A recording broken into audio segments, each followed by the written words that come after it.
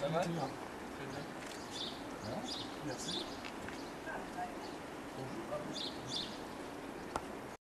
Guillaume, bonjour. Bonjour. Merci de nous accueillir dans la Maison du Berger. En introduction, est-ce que tu peux nous présenter un peu les activités de la Maison du Berger et nous parler un peu de son historique? Les activités de la Maison du Berger sont très très diverses. C'est un centre d'interprétation des cultures pastorales alpines. Notre vocation première, c'est bien sûr d'accueillir du public et d'être au service des bergers. Alors, je ne sais pas trop dans quel ordre je dois définir les priorités. Je dirais que la Maison du Berger, de par son nom, c'est d'abord une maison qui est au service des professionnels et ensuite qui accueille du public. Et ce public-là est en interface avec les gens de la profession, les bergers, les éleveurs, les tondeurs. On accueille du jeune public dans le cadre d'opérations d'animation pédagogique, de médiation culturelle. Et puis on a aussi des expositions qui tournent assez souvent et qui parlent d'aspects qu'on n'aborde pas du tout dans le parcours semi-permanent de la Maison du Berger. Quel type de relation entretiennent les habitants du village avec le site? Avec la Maison du Berger, les habitants entretiennent une relation de... Comment je pourrais dire? C'est un peu leur maison aussi. C'est une ancienne ferme ici, c'est l'ancienne maison Pourrois. Des derniers habitants, il y a encore Raymonde qui est notre voisine et qui garde ses poules, avec laquelle je dialogue assez souvent quand je me rends à mon travail, qui me parle de la Maison du Berger. Donc les gens se la sont bien appropriés. Cependant, ce qui nous reproche un peu, c'est de ne pas se retrouver pour les locaux, de ne pas se retrouver dans la Maison du Berger, puisqu'on y parle essentiellement du métier de berger d'alpage. Et que finalement dans la vallée il y avait surtout des éleveurs qui avaient des brebis et qui ne gardaient pas leurs brebis. On mettait les troupeaux à la rage dans les alpages, c'est-à-dire qu'ils n'étaient pas du tout gardés. Finalement, le fait qu'il y ait des bergers ici, c'est assez récent. Et les gens, en quelque sorte, nous reprochent gentiment de ne pas entendre assez parler des éleveurs locaux. Donc je pense que dans les années qui viennent, il faudra rétablir ça. Ensuite, il s'associe à tout ce qu'on organise ici. On a organisé un hommage au mois de mai à Pierre Mellet, qui est l'initiateur de cette Maison du Berger, qui était un assistant berger lui-même, qui avait noué des liens d'amitié avec un des maires de Champoléon. Et du reste, ce monsieur a légué une partie de sa fortune à la municipalité de Champoléon pour que la municipalité achète cette maison dans laquelle nous sommes maintenant pour qu'elle devienne la Maison du Berger. Donc les gens s'associent à chaque fois qu'on fait un hommage, à chaque fois qu'on projette un film, à chaque fois qu'on accueille un conférencier. Ils sont très curieux de ce qu'ils vont entendre ici. Et puis bien sûr, ils viennent nombreux aux inaugurations. Donc la Maison du Berger joue un vrai rôle en termes d'ancrage local, mais aussi de développement local. Donc c'est une entreprise qui emploie 4 personnes. Qui sont des personnes qui habitent la vallée. Moi-même, j'habite la vallée.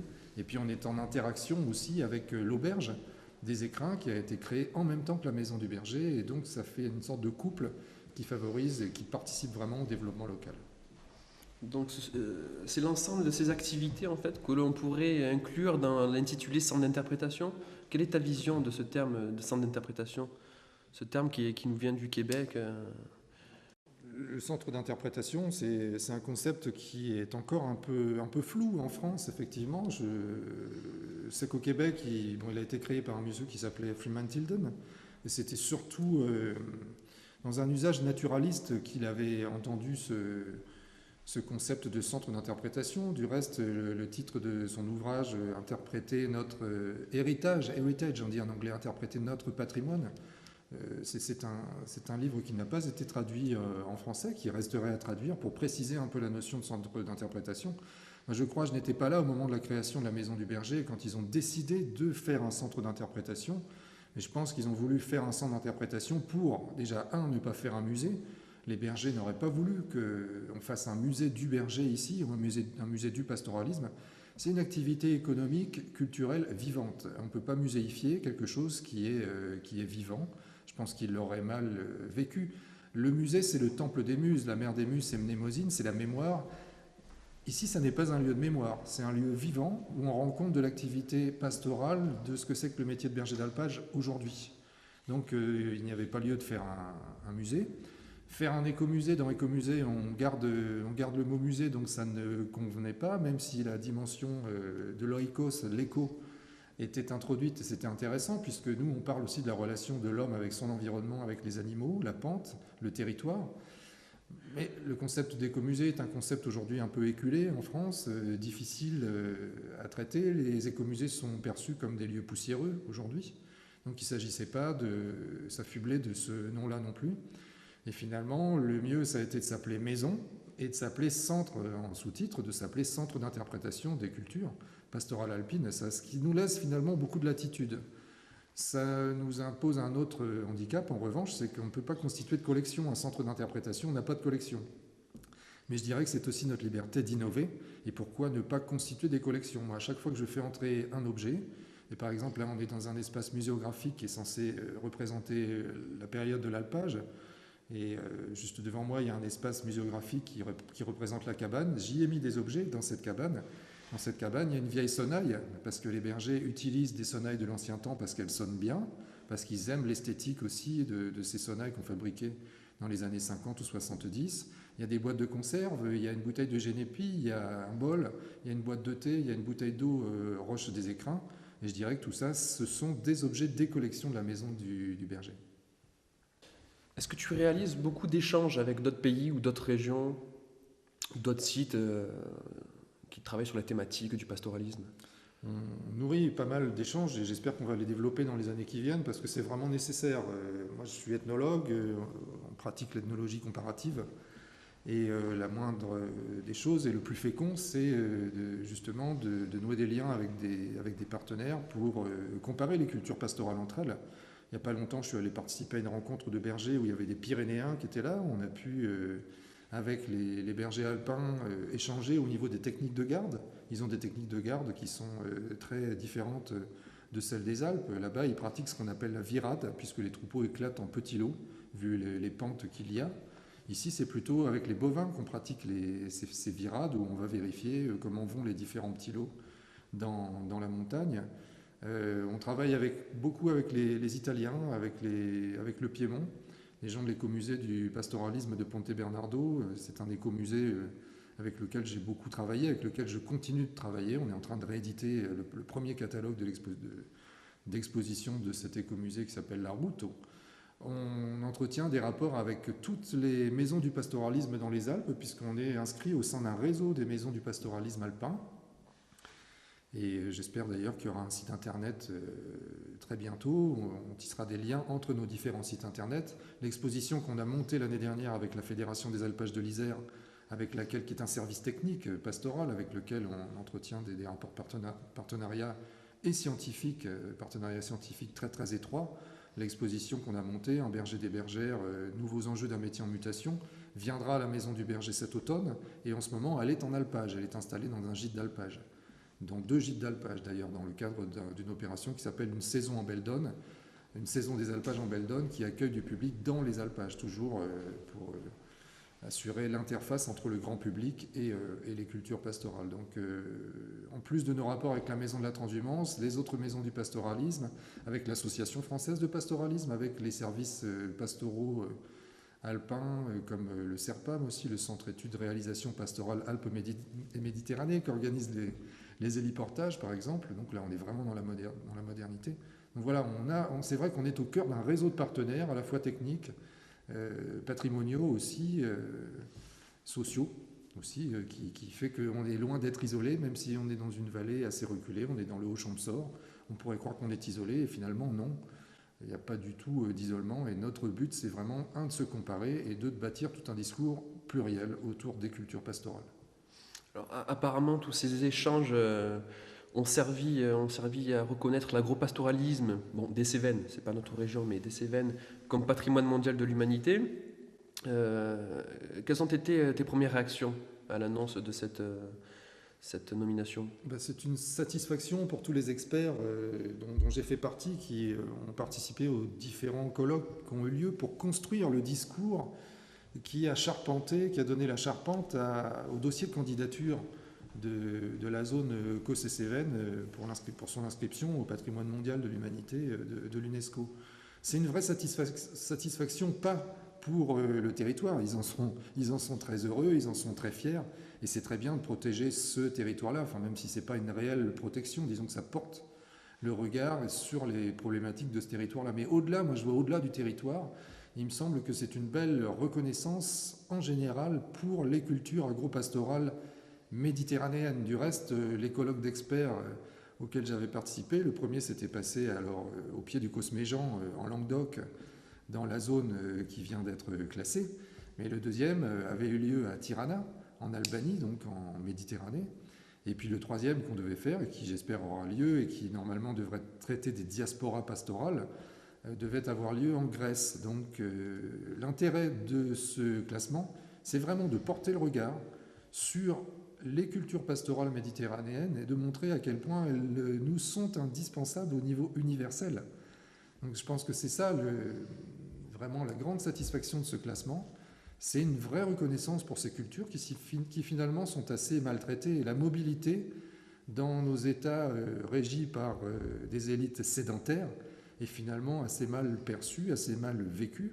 On le voit, on l'a vu en France l'année dernière avec les réactions de notre État par rapport aux Roms, par exemple.